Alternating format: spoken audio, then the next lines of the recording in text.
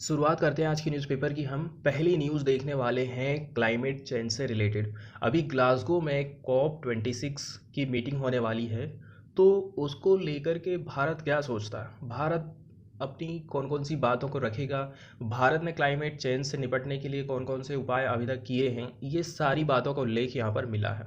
अब हम जान लेते हैं COP26 COP के बारे में, जिसका फुल फॉर्म होता है United Nations conference of parties. ठीक है, 26वें नंबर की ये बैठक है और ये आयोजित होने वाली है ग्लासगो में।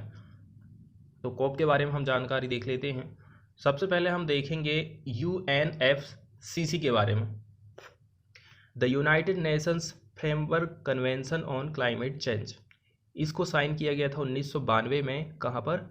United Nations conference on environment and development, also known as earth summit. Earth summit के नाम से भी इसको जाना जाता है। कहाँ पर? रियो समिट या फिर रियो कॉन्फ्रेंस। इसके अलावा इसमें बताया जाता है India is among the select few countries to have hosted the COP of all the Rio convention on climate change UNFCC। तो इंडिया उन देशों में शामिल हो गया है जिन्होंने कोप को होस्ट किया है। ठीक है, hosted the COP of all three Rio convention on climate change. और यहाँ पर तीनों जो रियो कन्वेंशन है ना, उनके नाम बताए गए हैं कि कौन कौन से वो 3 कन्वेंशन हैं जिसमें भारत ने होस्ट किया है। देखो, UNFCC, ठीक है, और बायोडाइवर्सिटी जिसको बोलते हैं कन्वेंशन ऑन बायोलॉजिकल डाइवर्सिटी। इसके अलावा land, United Nations Convention to Combat Desertification. अभी अभी हाल में ही ये बैठक हुई थी, जिसमें भूमि का जो उपजाऊपन धीरे धीरे ख़त्म हो रहा है ना, और वो रेगिस्तान में तब्दील होते जा रही, उसको हम कैसे रोक सकते हैं, इसलिए यह बैठक हुई थी, United Nations Convention to Combat Desertification. अब बात की जाती है the UNFCC entered into force 21 March 1994। UNFCC ने काम करना कब से चालू कर दिया? 21 मार्च 1994 से। And has been ratified by 197 countries, और 197 कंट्रीज़ का इसको समर्थन प्राप्त है। It is the parent treaty of 2015 Paris agreement. 2015 Paris agreement का ये आप कह सकते हैं जड़ है, बेस है। It is also the parent treaty of 1997 Kyoto protocol. यदि हम इसके कार्यालय की बात करें ना, तो इसकी लोकेशन है बॉन, जर्मनी में। अब इसमें बात बताई जाती है इसके क्या क्या उद्देश्य हैं। देखो, हमने UNFCC के बारे में जान लिए हैं ना। मान के चलो ये UNFCC है, तो इसी के भीतर है आता है कोप, उसी का एक पार्ट है। ठीक है, तो कोप के बारे में समझ लेते हैं। इसका फुल फॉर्म होता है conference of the parties. COP is apex decision making authority of UNFCC। तो UNFCC की डिसीजन मेकिंग अथॉरिटी है सबसे बड़ी, कौन? कोप।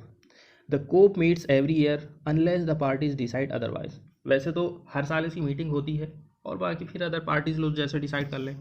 पहली जो कोप मीटिंग है ना, was held in Berlin, Germany in March 1995। इसके अलावा the COP meets in Bonn, the seat of the secretariat, unless a party offers to host the session. इसका मतलब ये है, कोप की जो मीटिंग है नॉर्मली बॉन में होती है, the seat of the secretariat. ठीक है, unless a party offers to host the session, या फिर पार्टी जो भी बोले कि कहाँ आयोजित करना है कि नहीं करना करके। The office of the COP president normally rotate among the 5 United Nations regional group, जिनके नाम बताए गए हैं Africa, Asia, Latin America and Caribbean, Central and Eastern Europe and Western Europe and others. इसमें बात करी जाती है कि कोप का प्रेसिडेंट कौन रहेगा। तो ये जो प्रेसिडेंट है ना, किसी भी देश का एनवायरमेंट मिनिस्टर हो सकता है, जो कि चेंज होते रहता है, रोटेट होते रहता है। विच आर, वो जो एक रीजनल ग्रुप बना दिया गया, जैसे कि Africa, Asia, Latin America, Caribbean and Central Eastern Europe, Western Europe and others. वही बात बताई जाती है कि president is as usually the environment minister of his और her home country. He is elected by acclamation immediately after the opening a COP session. अब हम चलते हैं न्यूज़ की तरफ और देख लेते हैं न्यूज़ में कौन कौन सी बातें कही गई हैं। देखो, हमारे जो मिनिस्टर हैं उनका कहना है इंडिया क्लाइमेट जस्टिस पर जोर देगा, will push developed nations to transfer technology at COP26, Bhupender Yadav का कहना है। इसके अलावा हमारा देश जो विकसित देश है उनको कहेगा कि आपकी जो टेक्नोलॉजी है वो गरीब देशों को आप ट्रांसफ़र करिए ताकि वो लोग भी क्लाइमेट चेंज से निपट सकें। ठीक है, इसी को जो है आप कह सकते हैं कि एक प्रकार से क्लाइमेट जस्टिस का ये रूप है। India will emphasis climate justice and exhort developed countries to transfer the finance and technology। तो विकसित देशों ने जो वादा किए थे कि हम गरीब देशों को हर साल, ठीक है, कितने डॉलर की मदद करेंगे, वो चीज़ भारत फिर से उनको याद दिलाएगा कि आप अपना काम करिए। इसके अलावा टेक्नोलॉजी ट्रांसफ़र करने की भी बात इंडिया कहेगा। To deal with the fall out of global warming, ऐसा कहना है इन्वायरमेंटल भूपेंद्र यादव का। और हम किस प्रकार से आगे बढ़ रहे हैं क्लाइमेट चेंज को लेकर के, तो देखो इंडिया ने डिसीजन लिया है कि 2030 तक हम 400 गीगावाट रीन्यूएबल एनर्जी प्रोड्यूस करेंगे। इसके अलावा there was also similar acknowledgement of India's electric vehicle policy हम लाए हैं। Its commitment to increase forest cover as well as the national hydrogen policy भी हम लेकर के आए हैं। ये जो स्टेप्स हैं ना, ये इंडिया के which are in the line with achieving the target of the 2015 Paris agreement. 2015 के पेरिस एग्रीमेंट में सब देशों ने अपनी अपनी तरफ से घोषणा किया था, लेकिन दिक्कत यहाँ पर यह है कि सब देशों को बाध्य नहीं किया गया है कि आपको इतना करना ही पड़ेगा। सब लोगों ने अपने मन से कहा है कि हम इतने % कम करेंगे अपने यहाँ पर कार्बन उत्सर्जन। तो ये जो टारगेट यहाँ पर रखा गया है 25 से 30% कम करने का, तो इसको अचीव करने के लिए इंडिया आगे बढ़ रहा है। एक प्रॉब्लम यहाँ पर ये हो गई है कि देखो कार्बन उत्सर्जन की जो मात्रा है ना, अलग अलग देशों में अलग अलग है। जैसे कि चीन और अमेरिका सबसे ज़्यादा करते हैं, तीसरे नंबर पर भारत आ जाता है। तो जो देश ज़्यादा उत्सर्जन करते हैं उनकी ज़्यादा जिम्मेदारी है कि वो ज़्यादा कटौती करें, ज़्यादा उपाय अपनाएं, ज़्यादा खर्चा करें। लेकिन इसमें ये बात गड़बड़ कर दी गई कि सबको एक सा, तो यहाँ पर यही गलत हो जाता है। एक बात और इसमें बात बताई जाती है कि ये जो क्लाइमेट का समिट ऑर्गेनाइज होगा ना, इसमें नेट ज़ीरो उत्सर्जन के लिए ज़्यादातर देशों को नेट ज़ीरो वाली डेडलाइन तय करने के लिए ना थोड़ा बाध्य किया जाएगा या फोर्स किया जाएगा। इंडिया ने अभी तक नेट ज़ीरो वाली जो डेडलाइन है उसको घोषित नहीं किया है, क्योंकि इंडिया का ऐसा सोचना है कि 2015 का जो एग्रीमेंट हुआ था ना, उससे लोगों का इससे ध्यान भटकेगा। ध्यान भटकने का मतलब ऐसा है कि नेट जीरो में क्या होता है, इसमें कोई भी देश उतना ही कार्बन को क्या करेगा, उत्सर्जित करेगा जितना कि वो एब्जॉर्ब कर सकता है। इसका मतलब तो ये हो गया कि आप फॉसिल फ्यूल, कोयला, पेट्रोल, डीजल इसका तो यूज़ करने ही वाले, उसको तो आप रोकने वाले नहीं हो। लेकिन पेरिस एग्रीमेंट क्या कहता है कि आप इन चीज़ों को रोकिए। तो एक प्रकार से देखा जाए तो आपने उससे भटक रहे हैं ना, या एक प्रकार से आपका बहाना हो गया। ऐसा इंडिया सोचता है, इसलिए उसने कोई डेडलाइन नहीं जारी की है।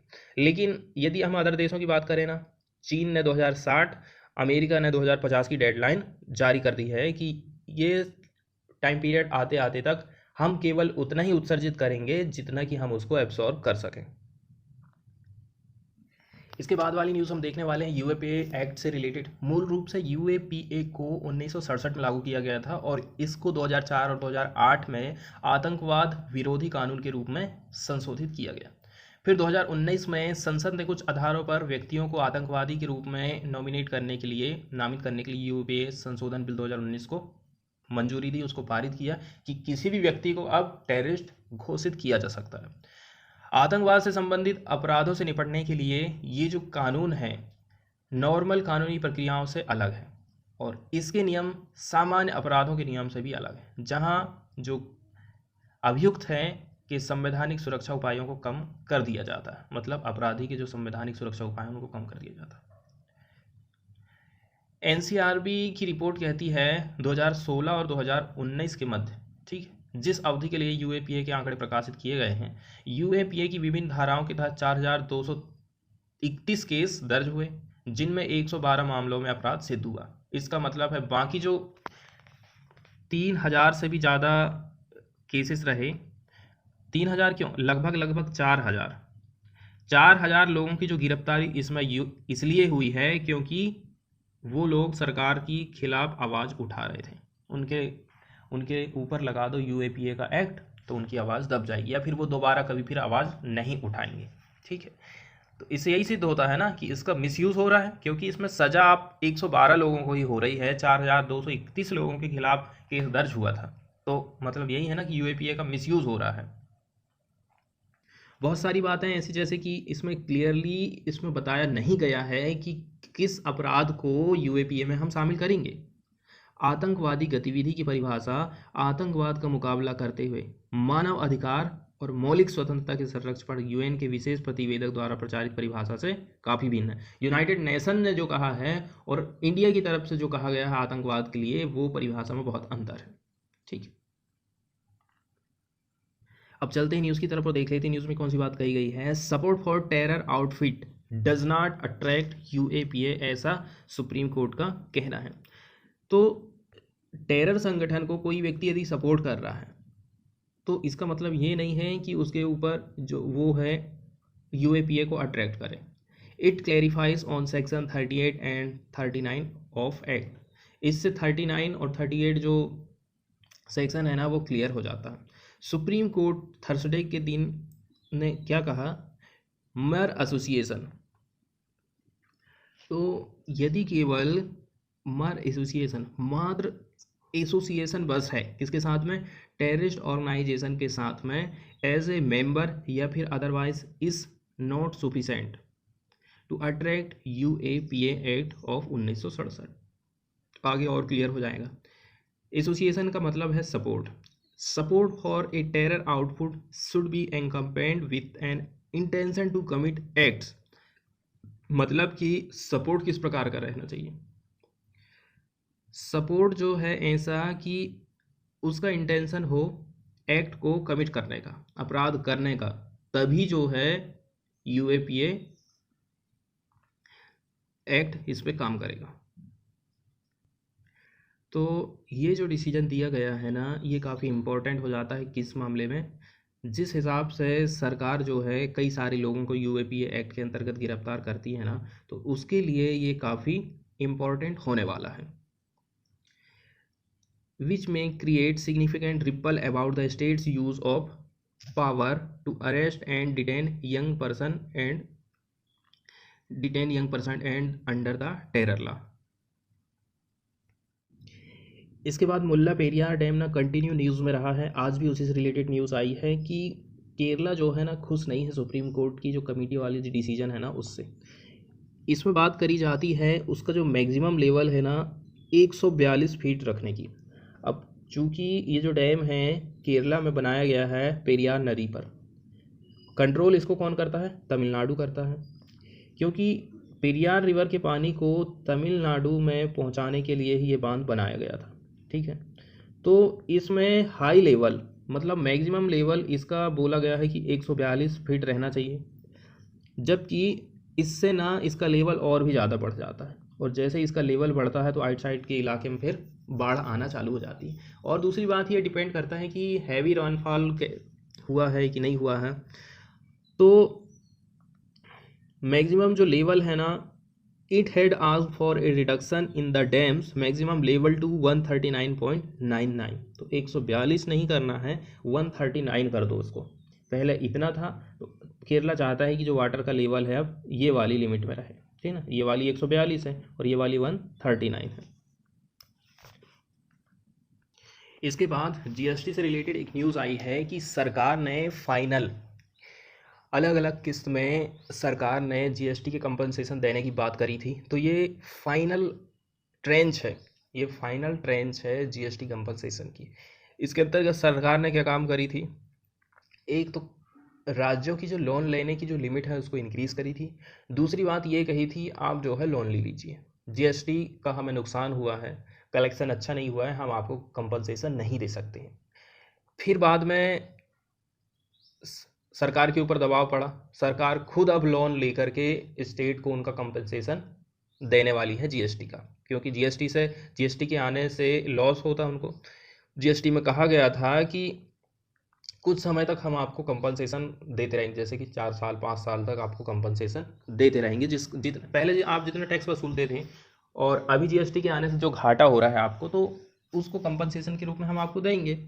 यही बात इसमें करी जाती है। और फिर अभी जो पैसा दिया जा रहा है स्टेट को महामारी जैसी बीमारी है या फिर और भी जो अन्य चीज़ें हैं उनसे निपटने के लिए, अलग अलग स्टेट को अलग अलग राशि जारी की गई है। जैसे कि कर्नाटका को 5,011 करोड़, महाराष्ट्र को 3,814 करोड़, गुजरात 3,609 करोड़, पंजाब 3,357 करोड़ और केरल को 2,418 करोड़ रुपया वितरित किया गया है।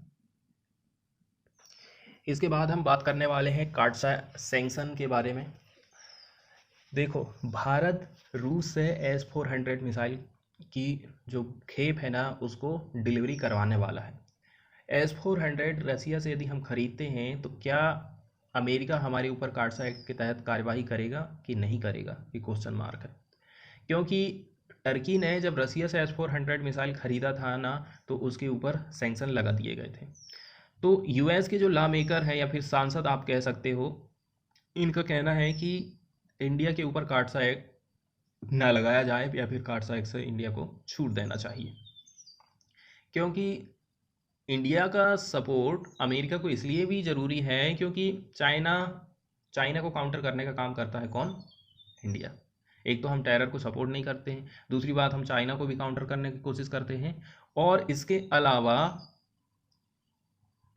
काफ़ी सारे ऐसे मुद्दे हैं जो कि हम अमेरिका के साथ में कदम से कदम मिला करके चलते हैं। तो थोड़ा लगता है कि शायद कार्डसा के तहत कार्यवाही हमारे साथ ना हो।